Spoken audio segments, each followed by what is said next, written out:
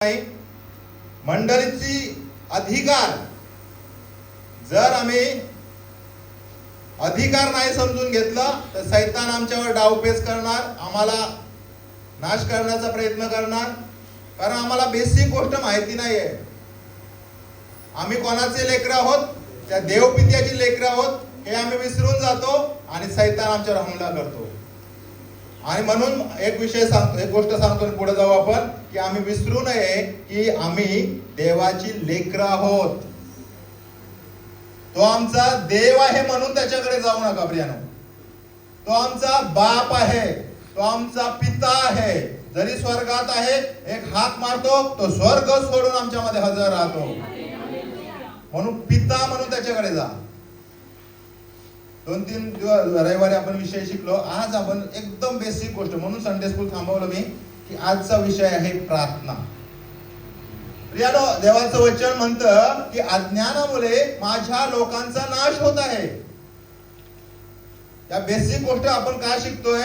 एक नव्याने आपण ही मंडळी मजबूत, माझी नाही देवाची मंडळी, आपली मंडळी आहे, मजबूत आम्हाला करायचं आहे. जर पाया आपलं मजबूत राहिलं ना तर आम्हाला कोणतंही वादळ, कोणत्याही समुद्राच्या लाटा आम्हाला नाश करू शकत नाही.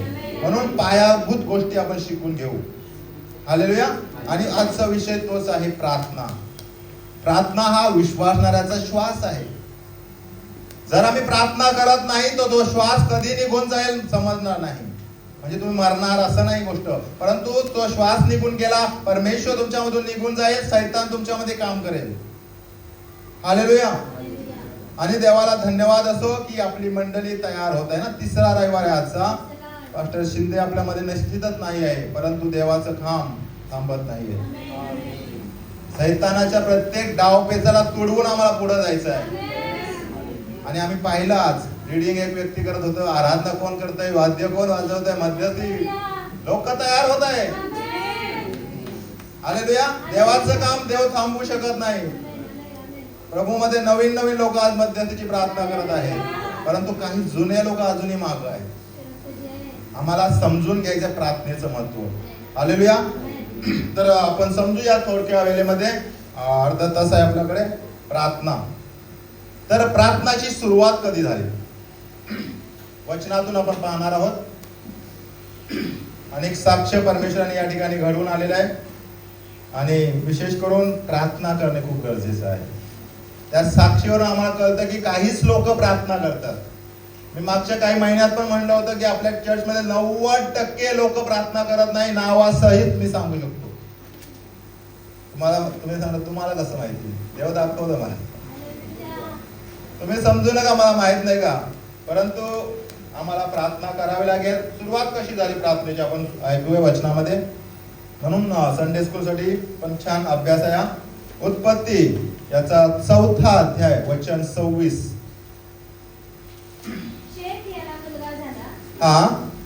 त्याचे नाव त्याने अनोश असे ठेवले. हालेलुया. त्या काळापासून लोक परमेश्वराच्या नावाने प्रार्थना करू लागले. हालेलुया.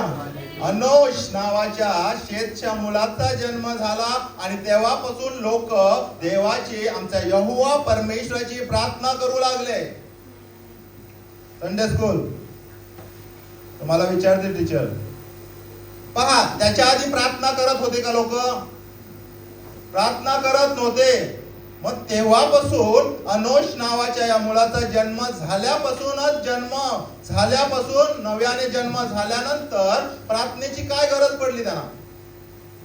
आधी तर प्रार्थना करत नव्हते. प्रियानो, प्रार्थना सुरू झाली त्याच्या जन्मापासून, पण त्याच्या आधी प्रार्थनेची गरज नव्हती, कारण ते पाप करत नव्हते. आपल्याला माहिती आहे देवाने सर्व काही निर्माण केलं. आदाम हवेला निर्माण केलं, एदेन बागेत त्यांना ठेवलं, सर्व मोकळीकता, सर्व मुबलकता दिली, सर्व सुख सोयी दिल्या, परंतु त्यांना म्हटलं होतं या झाडाचं फळ, मधल्या झाडाचं फळ खायचं नाहीये. आणि आज्ञा दिली होती आणि त्यांनी तेच केलं. आज्ञा मोडले आणि पाप जगात आलं. पापाचे वेतन मरण जगात आलं. जगात कष्ट आलं. देवाने त्यांना शाप म्हणता येणार नाही त्याला, परंतु त्यांना देवाने सांगितलं निढळाच्या घामाने कष्ट करून तुम्ही अन्न खाल. का तर पाप आलं. जमीन जे सुपीक होत त्यातून काटे कुसले उगवायला लागले. त्याच्यापूर्वी काटे कुसले उगवत नव्हते. थोडासा हिस्ट्री सांगतो लेकरांनो, तुमच्यासाठी खास आहे. त्याच्यापूर्वी पाऊस पडला नव्हता. फक्त वाफ वरती जायचं आणि त्यामुळे दहीवर पडायचं आणि त्यामुळे पिकं यायची, झाडं हिरवगार राहायची, कारण पाप नव्हतं. तिथपर्यंत परमेश्वरांची प्रार्थना करण्याची त्यांना गरज पडली नाही. सर्व प्रकारची फळं त्या झाडामध्ये होती, बागामध्ये होती, सुंदर खडकातून पाणी नदी वाहत होते. त्यांना कष्ट नव्हते, प्रसूती वेदना नव्हत्या स्त्रियांना. परंतु पाप केलं, पापाचे वेतन मरण आलं आणि त्यांना त्या वेदना सहन करण्यासाठी आणि त्या सैतानाला त्यांनी विजय दिलं. कोणी? आदाम आणि हवेनी. आणि या सैतानाला हरवण्यासाठी आम्हाला प्रार्थना करणे गरजेचं झालं त्या ठिकाणी. हालेलुया. प्रार्थनाची सुरुवात यासाठी झाली की आम्ही देवाकडे मागावं. हालेलुया. मागावं. त्याच्यापूर्वी मागत नव्हते. देव यायचा, शिलोट्याचा वारा यायचा, देव त्या आत्म्याच्या रूपाने यायचं, आदामाने हवेला दर्शन द्यायचं. त्यांना काही दुःख, कष्ट, बीपी, शुगर काहीच नव्हत्या. पण त्यांना प्रार्थना करायचीच गरज नाही ना. देव स्वतः त्यांना भेटायला यायचा, मग प्रार्थना का करायची? परंतु पाप जगात आलं आणि पापामुळे त्या पापावर विजय मिळवण्यासाठी आम्हाला प्रार्थना करावी लागते. अनोशच्या जन्मानंतर सुरू झालं प्रार्थना. हालेलुया. का? कायनाने हाबेलाचा खून केला, ते रक्त सांडलं आणि ते रक्त ओरडत होतं. रक्त ओरडत होतं. हालेलुया. परंतु प्रभू येशूच्या द्वारे पुन्हा एकदा रक्त सांडलं, ते ओरड बंद झालं आणि परमेश्वराचं काय कृपा आमच्यावर आली. आम्हाला प्रार्थना म्हणून मध्यस्थी मिळालं. देव आणि मनुष्य याच्यामध्ये आडभिंत तुटली गेली आणि म्हणून आम्ही आज देवाकडे, माझ्या पित्याकडे आम्ही मागू शकतो. आणि तोच म्हणतो मागा म्हणजे मिळेल. प्रार्थनेत जे काही तुम्ही माझ्या नावाने विश्वासाने मागाल, परमेश्वर म्हणतो मी तुम्हाला देईन. तर प्रार्थनेची सुरुवात कशी झाली आणि का करायची प्रार्थना हे पण पाहिलं आपण.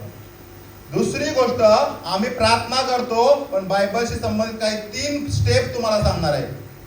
आधी पण बरेच वेळा मी सांगितलं, परंतु आज पुन्हा एकदा तुम्हाला सांगत आहे. आम्ही प्रार्थना करतो. तुमच्याकडून एका दोघाकडून मला उत्तर पाहिजे. आम्ही प्रार्थना करतो म्हणजे काय करतो? देवाबरोबर बोलतो. देवाबरोबर बोलतो. ठीक आहे. अजून देवाकडे मागतो. अजून मध्यस्थी करतो, म्हणजे ते देवाला सादर करतो प्रार्थना. अजून लेडीज मध्ये ठीक आहे, 2-3 उत्तर मला मिळालं आहे. परंतु हा तुमचा आणि माझा गैरसमज आहे. तुम्ही म्हणाल कसं? बायबलमध्ये सांगितलंय प्रार्थना करा. आम्ही प्रार्थना करतो म्हणून म्हणतो की अज्ञानामुळे माझ्या लोकांचा नाश होत आहे.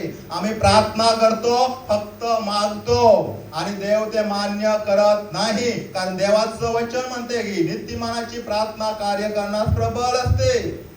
परमेश्वराचे नेत्र नीतिमानाकडे असतात, त्याचे कान त्यांच्या हाकेकडे असतात. आम्ही नीतिमान आहोत का? आम्ही काय करतो? पास्टरने सांगितलंय पहाटे करा प्रार्थना, दुपारी करा प्रार्थना, संध्याकाळी 3 टाइम जरी प्रार्थना करत असेल तरी काही प्रार्थना देव ऐकत नाही. कारण आम्ही पायरीने प्रार्थना करत नाही. तर 3 पायऱ्या पुन्हा एकदा सांगतो मी, परत सांगायची वेळ देऊ नका. पहिली गोष्ट आहे स्तुती आणि स्तवन त्याला द्या. आराधना त्याला द्या. 1-2 तरी गीत त्याला गा. धन्यवाद द्या. येशू एक ठिकाणी म्हणतो, पित्या तू माझं नेहमीच ऐकतोस म्हणून मी तुला धन्यवाद देतो. चमत्कार करण्यापूर्वी काय करतो? धन्यवाद देतो. पहिली पायरी आहे धन्यवाद. आम्हाला त्यांनी रात्रभर सांभाळलं, आठवडाभर सांभाळलं, लेकरांना सांभाळलं. शब्दाच्या द्वारे धन्यवाद द्या, गीताच्या द्वारे धन्यवाद द्या. यानो 3 स्टेप लक्षात घ्या. या 3 स्टेपनी तुम्ही प्रार्थना केली, परमेश्वर पहा तुमच्या जीवनात कसं प्रार्थनेचं उत्तर देणार आहे. पहिली पायरी आहे स्तुती स्तवन त्याला द्या, कारण तो स्तुतीचा यज्ञ, ओठाचं फळ स्वीकारण्यासाठी स्तुतीस पात्र तो एकमेव देव आहे. मी स्वतःला आपल्या बोली भाषेत म्हणेन की त्याला खुश करा. तुम्ही म्हणा काय आहे असं एक वचन वाचा, फक्त स्तुती स्तवनात आहे का? इब्रिकरास पत्र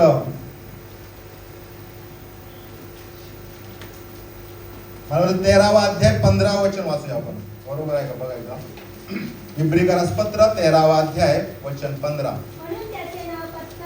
म्हणून त्याचे नाव पत्करणाऱ्या ओठाचे फळ असा स्तुतीचा यज्ञ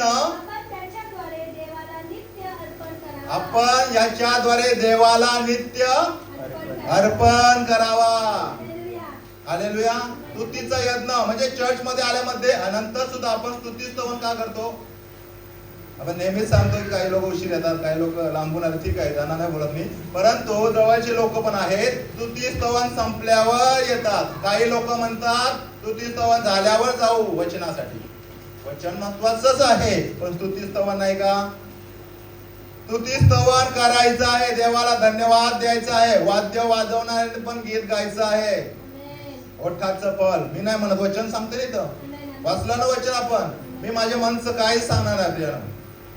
म्हणून स्तुतीचा यज्ञ, ओठाचं फळ त्याला द्या, धन्यवाद द्या, ही पहिली पायरी आहे. दुसरी गोष्ट आहे पश्चाताप. आम्ही पश्चाताप न करता देवाकडे मागतो.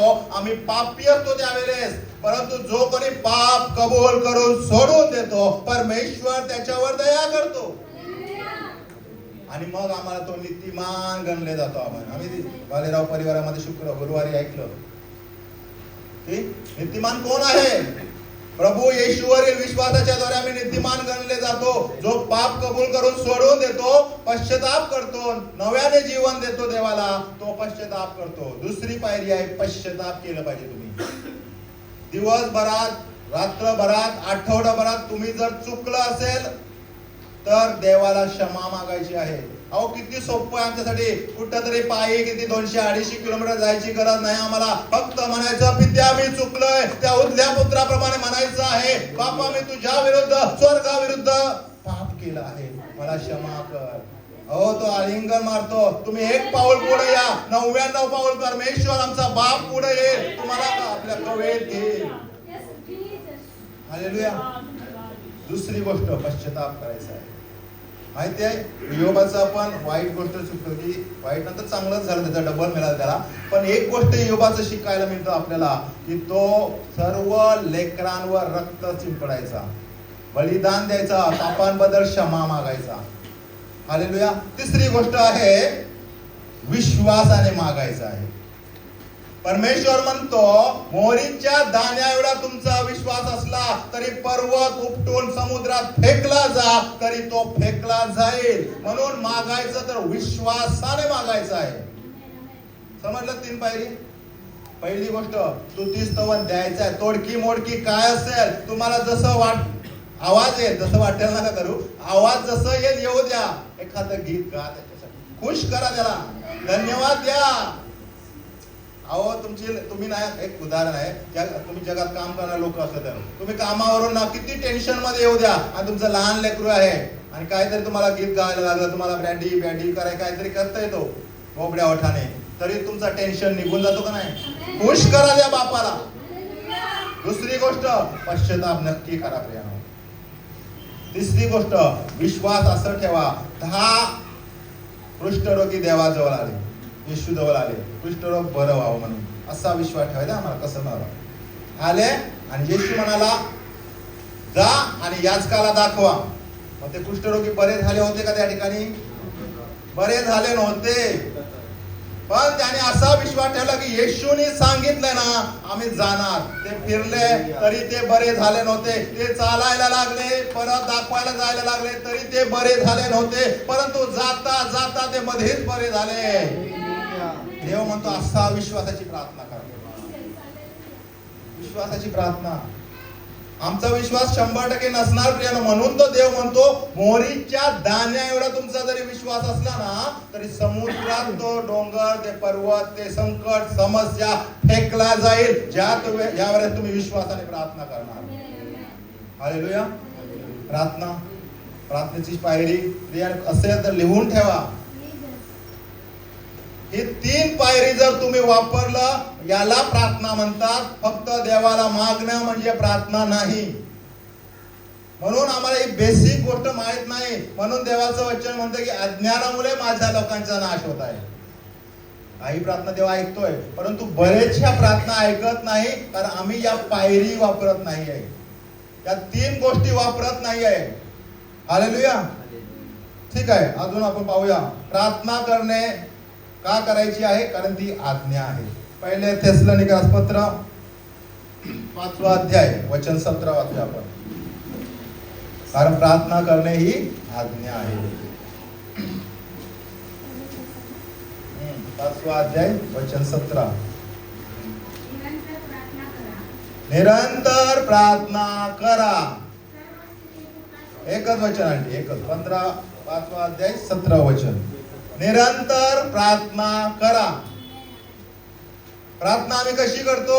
आज केलं तर 8 दिवसांनी कधीतरी आठवण आली ना तरच प्रार्थना करतो. आम्ही प्रत्येक रविवारी म्हणत आहे आठवडाभर तुम्ही एकमेकांसाठी प्रार्थना करा. आम्ही पाहणार आहोत प्रार्थना नाही केलं तर काय होतं, काय आहे देवासाठी. आता ताईने साक्ष दिली, मागच्या आठवड्यात पण सांगितलं मी त्या ताईसाठी खास प्रार्थना करा. माझा विश्वास आहे, मी पॉझिटिव्ह गोष्ट असं सांगतोय की तुम्ही त्यांच्यासाठी प्रार्थना करता. त्यांची प्रार्थना आहे म्हणून ज्यांनी जे साक्ष सांगितले अद्भुत साक्ष या ठिकाणी सांगितले. हालेलुया. तुमची प्रार्थना आहे, पण प्रार्थना निरंतर ठेवा. किती संकट येऊया, समस्या येऊ द्या, थांबू नका प्रार्थना. दानिएलवर मोठं संकट आलं तरी त्याने 3 वेळची त्याची प्रार्थना थांबवली नाही. आम्ही प्रियानो या जगात अडकून गेलेलो आहोत. आम्हाला 3 वेळची प्रार्थना होत नाही, पण कमीत कमी 1 वेळ तरी, कमीत कमी 10 मिनिटं, अर्धा तास तरी आम्हाला प्रार्थना करायची आहे आणि सैतानाला हरवायचं आहे. त्या प्रार्थनेमध्ये ते बल घ्यायचं आहे आणि 24 तास त्या सामर्थ्यामध्ये चालायचं आहे प्रियानो. आता निरंतर प्रार्थना करा म्हणजे तुम्ही मला 24 तास प्रार्थना करत राहायचं का? त्यातलं पण पर्याय आहे. कसं? तुम्ही कामावर आहात, देवाची स्तुती करत राहा. तुम्ही कामावर आहात, देवाचे वचन आठवत राहा. तुम्ही प्रवासात आहे, कोणाशी गप्पा मारण्यापेक्षा देवाचं वचन आठवत राहा. ही पण निरंतर प्रार्थना आहे. एखादं कुटुंब संकटात आहे, त्याला भेटीसाठी तुम्ही जाता, ती पण प्रार्थना आहे. एखादं लेकरू आजारी आहे, त्याला त्यांच्या घरी किंवा दवाखान्यात भेटायला जाता, ती पण प्रार्थना आहे. म्हणजे अशा प्रकारे तुम्ही निरंतर प्रार्थना करू शकता, कारण ही देवाची आज्ञा आहे. हालेलुया. काही लोक म्हणतात की पौलाने लिहिलंय. आता त्या पॉइंट कडे जात नाही, थोडंसं टच करून जातो त्या पॉइंटला. त्या विषयावर आपण नंतर एक रविवार शिकू की पौल म्हणतो स्त्रियानो आपलं मस्तक झाकावे. स्त्रियांनी प्रार्थनेत आपले मस्तक झाकावे. परंतु काही लोक खूप अभ्यास करणारे लोक काय म्हणतात, काही गरज नाही, ते पौलाने सांगितलंय. आणि हे कोणी सांगितलंय? पौलाने कोणाच्या प्रेरणेने लिहिलं? पवित्र आत्म्याच्या प्रेरणाने, म्हणजे देवाच्या प्रेरणेने लिहिलं का नाही? परंतु अति अभ्यास म्हणतात ना, अति ज्ञान माणसाला फुगवते. आणि म्हणून प्रियानो विनंती आहे माझी तुम्हाला, प्रार्थनेत वचन ऐकताना तुमचं मस्तक आच्छादायचं. तुम्हाला त्यावर शिकू आपण काही गोष्टी. हालेलुया. Praise the Lord. तर प्रार्थना ही आज्ञा आहे आणि प्रार्थना आम्ही निरंतर केली पाहिजे, ही आज्ञा आहे. हालेलुया. आता प्रार्थना का करायची आहे? 1 शमूएल 12वा अध्याय 23 वचन.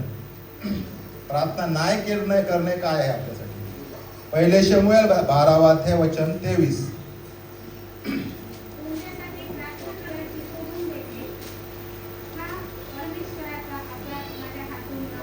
हालेलुया. इतरांसाठी प्रार्थना न करणे हा अपराध माझ्याकडून न घडो. तुम्ही इतरांसाठी प्रार्थना करता का? कारण इतरांसाठी प्रार्थना न करणे हा अपराध आहे, हे पाप आहे देवाच्या दृष्टीने. हालेलुया. मग तुम्ही जर प्रार्थना करत नसाल, तुम्ही देवाविरुद्ध पाप करता.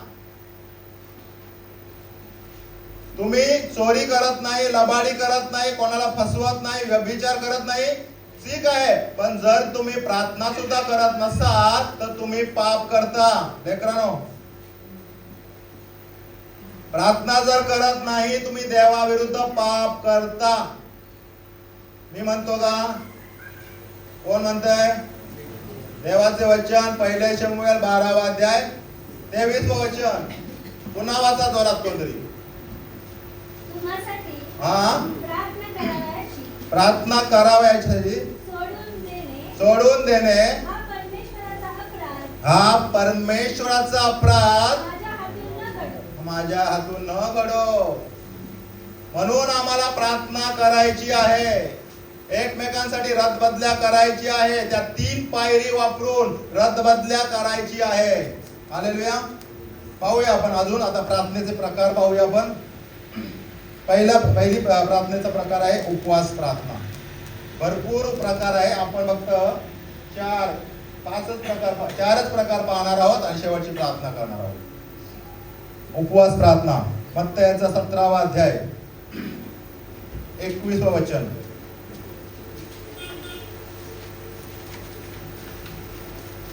मत्तयाचा 17 अध्याय वचन 21. तरी पण प्रार्थना व उपवास या वाचून असल्या जातीचे भूत निघत नाही.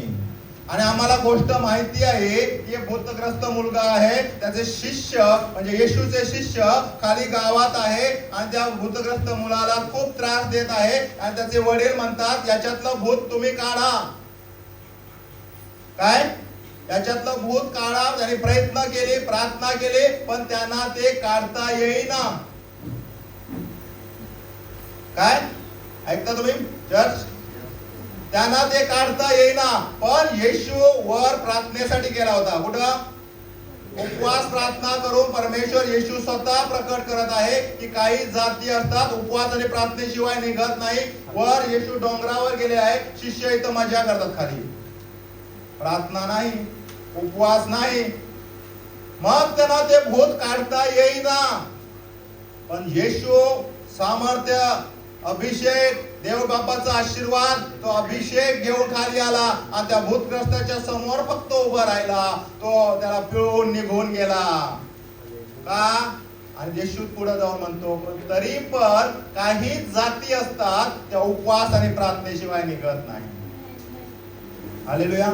आमची प्रार्थना आहे ना, आम्हाला एक जसं काय आम्ही पगार भेटतो ना आपल्याला, तसं प्रार्थनेमुळे पगार मिळतो. परंतु उपवास हे बोनस आहे. उपवास काय आहे? देवावर जर तुमची प्रीती असेल ना तर तुम्ही उपवास प्रार्थना करणार आणि देव तुम्हाला बोनस अनेक दान वरदानाने भरून देणार. तुमच्याद्वारे भूते निघतील, तुमच्याद्वारे आजारी बरे होतील, तुमच्याद्वारे अनेक लोकांना तुम्ही मंदिरात आणणार, तुमच्या इथं उभं राहून तुम्ही संदेश देणार आणि अनेक लोकांचं परिवर्तन होणार. हे बोनस पॉइंट आहे उपवास प्रार्थना. उपवास प्रार्थना. येशू फक्त प्रार्थना करत नव्हता, उपवास आणि प्रार्थना करायचा आणि देव त्याला चालवायचा.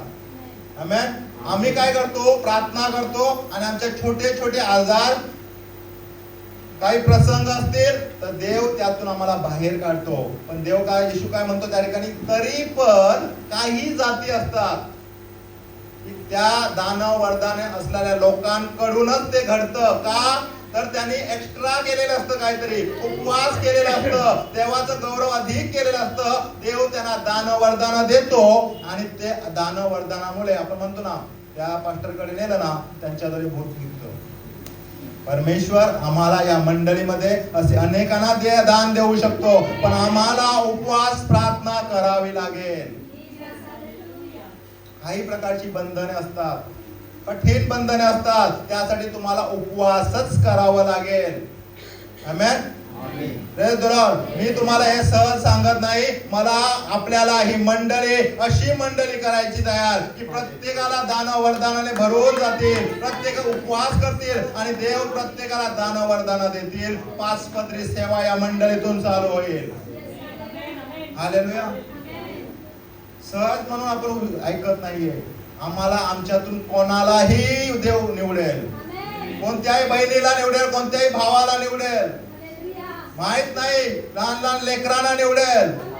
आमेन. नगर मध्ये घटना आहे. 7 वर्षाचं एक लेकरू होतं. 7 वर्षाच्या लेकराच्या द्वारे असा अभिषेक येत होता, कारण तो प्रार्थना आणि उपवास करायचा. 7 वर्षाचं फक्त लेकरू आहे आणि तो उभं राहायचा, असा हात फिरवायचा, अनेक लोक आत्म्याने भरून पडायचे. आमेन. 7 वर्षाचा लेकरू.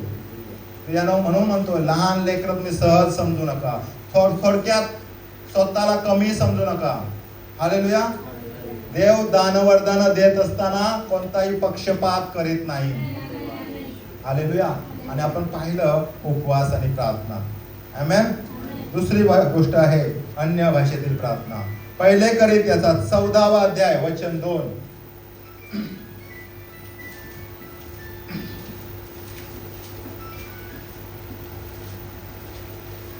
वाचा कोणतरी. कारण भाषा बोलणारा कारण भाषा बोलणारा माणसाबरोबर नव्हे, माणसाबरोबर नव्हे, तर देवाबरोबर बोलतो. देवाबरोबर बोलतो. थांबा. काय काय ऐकता तुम्ही लेकरांनो? काय ऐकता? भाषा बोलणारा म्हणजे अन्य भाषेचा. जर तुम्ही अध्याय पूर्ण, आपल्याला टाइम नाही तेवढं वाचायला, म्हणून डायरेक्ट घेतले मी, की भाषा बोलणारा म्हणजे अन्य भाषा बोलणारा हा माणसाबरोबर नव्हे, तर देवाबरोबर बोलतो. हालेलुया. हा पुढं. कारण ते माणसाला समजत नाही. कारण ते माणसाला समजत नाहीये. तो आत्म्याने गूढ गोष्टी बोलतो. गूढ गोष्टी बोलतो. आता तुम्ही पहा, काही लोक, आपलेच काही लोक म्हणतात अन्य भाषा ही भूतांची भाषा आहे. आता मी प्रत्येक गोष्टीला पुरावा देत आहे तुम्हाला. वचनच म्हणतो ना, कारण भाषा बोलणारा हा माणसाबरोबर नव्हे, तर देवाबरोबर बोलतो. काही लोक एक दुसऱ्या बाजूचा विचार करतात. ते म्हणतात तुम्ही अन्य भाषा बोलताना पण तुम्हाला त्याचा अर्थ सांगता आलं पाहिजे. तो पौल जो म्हणत आहे ते दुसऱ्या विषयी. जर तुम्ही इंग्लिश प्रीचिंग करता आणि तुम्हाला मराठी इंग्लिश समजत नाही, मराठी समजत तुम्हाला, तर मी इथं बडबड केली इंग्लिश मध्ये, तुम्हाला समजेल का त्याचं? नाही. मग त्याचा अर्थ ट्रान्सलेशन करणाऱ्या लोकांनी त्यांना सांगायचं असतं. त्याविषयी पौल म्हणताय. पण जी भाषा अन्य भाषा आहे, देवाची भाषा आहे, स्वर्गीय भाषा आहे, त्याविषयी पौल म्हणतो की तो जेव्हा बोलतो तो माणसाशी बोलत नाही, देवाशी बोलतो. त्यामुळे ते गहन आणि गूढ गोष्टी बोलतो. त्यामुळे त्या भाषेचा अर्थ सांगताच येत नाही. आणि मग देव त्याला गहन गूढ गोष्टी प्रकट करतो. आमेन. अन्य भाषेतल्या प्रार्थनेमध्ये तुम्ही पहा, त्या पहिल्या मंडळीवर 120 लोकांवर तो आत्मा उतरून आला आणि ते वेगवेगळ्या भाषेमध्ये बोलू लागले. तिथं एक गोष्ट नाही, मी सांगतो तुम्हाला नंतर रेफरन्स, की असं सांगण्यात आलेलं आहे की तिथले लोक, जगातले सर्व भाषा बोलणारे लोक आले होते, पण त्या प्रत्येक भाषा बोलणाऱ्या लोकांना त्याचा अर्थ समजत नव्हतं. मग ते वेगवेगळ्या भाषेत, हिंदी, मराठी, इंग्लिश जर बोलत होते, मग कोणीतरी त्याचा अर्थ सांगितलं असतं का? सांगितलं असतं ना. मग ते गोंधळून गेले, हे काय बोलत आहे? मग ती देवाची भाषा देवाबरोबर बोलतो आणि तो डायरेक्ट देवाबरोबर बोलतो. म्हणून आम्हाला अन्य भाषेचं दान मागायचं आहे प्रियानो. मागा, ज्यांना नाहीये मागा. देव म्हणतो मागा म्हणजे मिळेल. विशेष करून पवित्र आत्मा तुम्हाला देव देईल. का मागायचं आहे माहितीये तुम्हाला? ज्यावेळेस अन्य भाषा बोलतो आपण, त्यावेळेस देवदूत आणि त्याच्या आधी अधोलोक आहे, जे सैतान आहे, ते अडवतात आपली प्रार्थना. साधी प्रार्थना, उपवास प्रार्थना असेल तरी सुद्धा. पण ज्यावेळेस आम्ही अन्य भाषा बोलतो, आम्ही देवाशी डायरेक्ट बोलतो. अन्य भाषा बोलतो तो माणसाबरोबर नव्हे, तर देवाबरोबर बोलतो. तो डायरेक्ट त्याच्याशी बोलतो. त्यामुळे तो गहन गूढ गोष्टी प्रकट करतो. म्हणून देवाचे सेवक अनेक प्रोफेसी करतात. गहन गूढ गोष्टी करतो ना तो. ज्ञान शिक्षण खूप जगात ज्ञान एवढं वाढलंय की असं वाटतं की आता आपण पहिलं वचन आलं की अज्ञानामुळे माझ्या लोकांचा नाश होत आहे. निश्चितच आहे. पण ज्ञान फुगवते, प्रीती उन्नती करते. आम्हाला वचनाचं गहन गूढ गोष्टी समजून घ्यायचं आहे. आमेन. अन्य भाषा बोलल्यामुळे तुम्ही डायरेक्ट देवाशी बोलता. देव तुम्हाला गहन गूढ गोष्टी प्रकट करतो आणि देवाला धन्यवाद असो. मी बोलतो आणि जे बोलत नाही, असं म्हणतात ना, गाढवाला गुळाची चव काय, ते लोक असंच म्हणतात. मी अनुभव घेतो स्वतः. मी जे तुमच्या समोर हे वचन आणि अनेक वचन आणत आहे ना, फक्त आणि फक्त अन्य भाषेमुळे देवाशी बोलल्यामुळे देव मला दाखवतो आणि तेच मी करतोय. आता ज्ञान खूप कमी आहे. काही लोकांना माहिती आहे 2च वर्ष बायबल कॉलेज केले मी, ते पण करस्पॉन्डन्स. पण पवित्र आत्मा शिकवतो आम्हाला. जे वरून ज्ञान येतं ते शुद्ध असतं आणि जो अभिषेक वरून देतो ते सर्व काही तुम्हाला शिकवतो. तुम्हाला शिकण्याची गरज नाही आहे. हालेलुया. पवित्र आत्म्याकडून येतं आणि ते अन्य भाषा आपण बोलतो त्याद्वारे देव ते प्रकट करतो. दुसरी गोष्ट सांगतो यातलं, दुसरी बाजू पण अन्य भाषा भेटणं आपल्याला बोलता आलं म्हणूनच पवित्र आत्मा आमच्यामध्ये आहे असं काही नाही. बाकीचे पण दानवरदान आपल्याला असू शकतात. तिसरी गोष्ट पहाटेची प्रार्थना. आता समय आपण पाहतो कधी कधी प्रार्थना केली पाहिजे. मार्काचं शुभवर्तमान 1 अध्याय वचन 35. पुन्हा एकदा सांगतो तुम्हाला, भरपूर प्रकारच्या प्रार्थना आहेत. अजून एक प्रार्थना आपण रात्रीची प्रार्थना पाहणार आहोत आणि मग आपण थांबणार आहोत, प्रार्थना करणार आहोत. मार्काचं शुभवर्तमान 1 अध्याय वचन 35.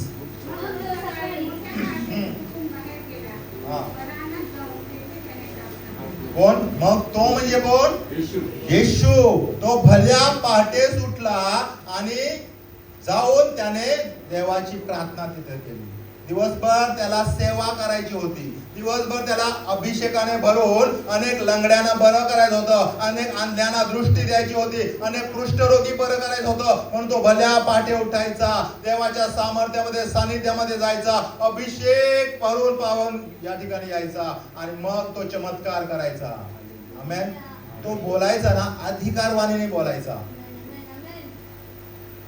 शास्त्री आणि परुष यांच्या हृदयाला ते झोंबायचं, त्याला धरण्याचा ते प्रयत्न करायचे, याचा नाश करण्याचा प्रयत्न करायचं. का माहिती आहे? पहाटेची प्रार्थना. अभ्यासक असं म्हणतात आणि तुम्ही पण अनुभव घ्या, पहाटेची प्रार्थना आहे ना खूप प्रभावशाली प्रार्थना असते, कारण आपली शरीर फ्रेश असतं एकदम. दुसरी गोष्ट ट्रॅफिक कमी असतं. देवाकडे तुम्ही बोलताना निवडलेलेच लोक फक्त पहाटे उठतात आणि देवासंगती बोलतात.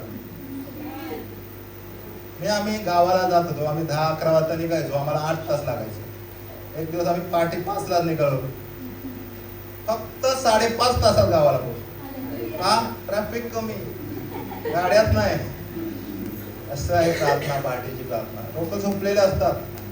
आम्हाला त्या ट्रॅफिकचा फायदा घ्यायचा आहे आणि आमची प्रार्थना लवकरात लवकर त्याच्याकडे सादर करायचं आहे, आशीर्वाद घ्यायचा आहे. कामाला जायचं तुम्हाला, लवकर उठा, प्रार्थना करा, सामर्थ्य घ्या. पहा तुमच्या बॉसचा ताबा कसा पवित्र आत्मा घेतो. शाळेत जाता, ज्ञान नाही तुम्हाला, बुद्धी नाही, पवित्र आत्म्यासाठी उठा, या गुडघ्यावर पहाटेच्या प्रार्थनेमध्ये आणि मग जा कॉलेजमध्ये. पहा तुमचं ज्ञान कसं वाटतंय. हो, ते टीचर सुद्धा म्हणते अरे काय करतो तू नक्की. पवित्र आत्म्याचं सामर्थ्य घ्या.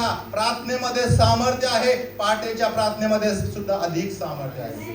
मला हे म्हणायचं नाही बाकीच्या प्रार्थनेमध्ये सामर्थ्य नाहीये, पण पहाटेची प्रार्थना येशूच काही उदाहरण देतो. अजून बऱ्याच ठिकाणी येशू पहाटेची प्रार्थना करतो. अनेक सेवकांच्या प्रार्थना आहेत, अनेक सेवकांचे साक्ष आहेत की त्या पहाटेच्या प्रार्थनेमध्ये किती सामर्थ्य आहे.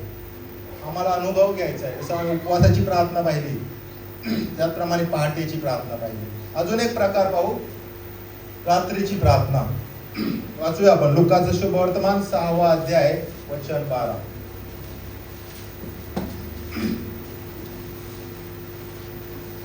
त्या दिवसात असे झाले की तो प्रार्थना करावयास डोंगरावर गेला आणि रात्रभर देवाची प्रार्थना करीत राहिला. हालेलुया. पुन्हा एकदा देव, येशू स्वतः तो देव होता, पूर्ण मनुष्य आणि पूर्ण देव होता. पूर्ण मनुष्य होता म्हणून देवाच्या सानिध्यात जाण्यासाठी तो रात्रभर प्रार्थना करायचा. तुम्हाला माहिती आहे रात्रीची प्रार्थना या पहाटेच्या प्रार्थनेपेक्षा खूप प्रभावशाली आहे.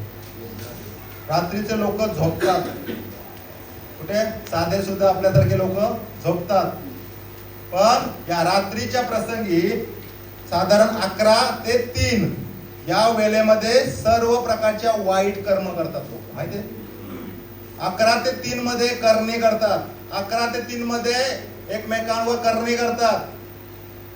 रात्रीची ती अंधाराचा समय साधून, अमावस्या पौर्णिमा साधून जागरण गोंधळ घालतात आणि त्यामध्ये लोकांवर करणी करतात. हालेलुया. सर्व रात्रीची कामे, लहान लेकरांना बळी देण्याची कामे, बकऱ्यांना बळी देण्याची कामे आणि आमच्या विश्वासावर हमले करण्याचे कामे या रात्रीच्या प्रसंगी असतात. आणि त्या रात्रीच्याच प्रसंगी आम्हाला प्रार्थना करायची आहे. त्या रात्रीच त्या सर्व भस्म करायच्या येशूच्या नावामध्ये.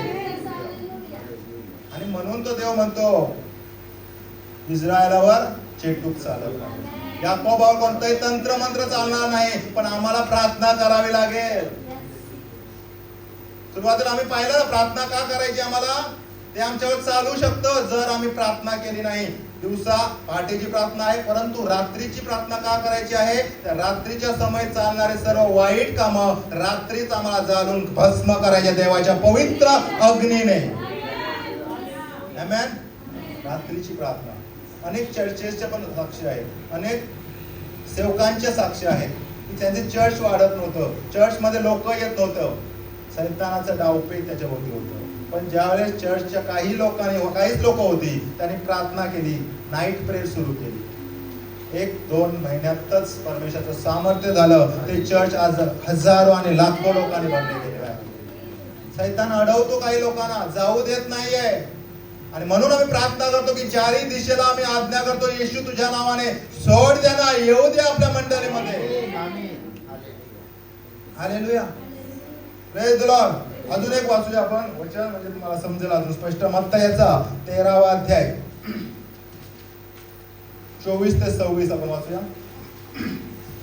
मत्तयाचा 13वा अध्याय वचन 24 ते 26. त्याने त्यांच्या पुढे दुसरा एक दाखला मांडला. हा.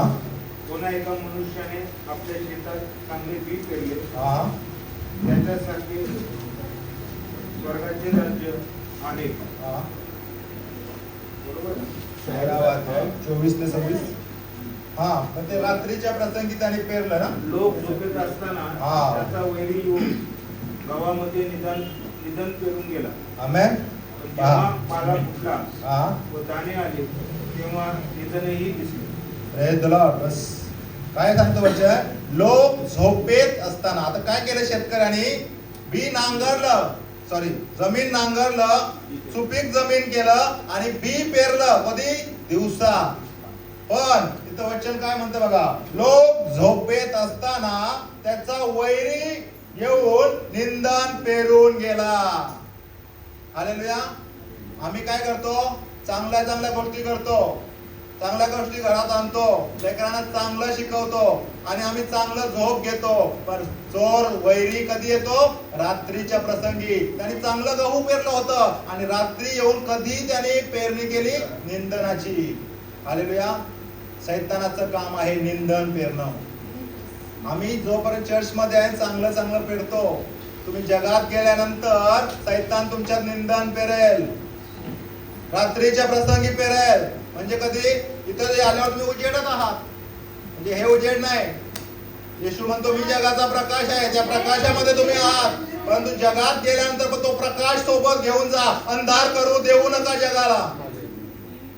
रात्रीचा अंधार पडू द्या, काही प्रॉब्लेम नाही. पण तुमच्यामध्ये जर येशू असेल, तो निंदन पेरणारा येईल आणि तो तुमच्या अवतीभोवती ते कुंपण पाहेल.